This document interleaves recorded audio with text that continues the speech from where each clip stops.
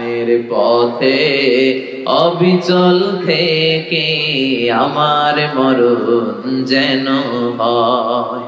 তোমারই কাছে মিনতি আমার, তোমারই কাছে মিনতি আমার, মহামহিম দয়াময়।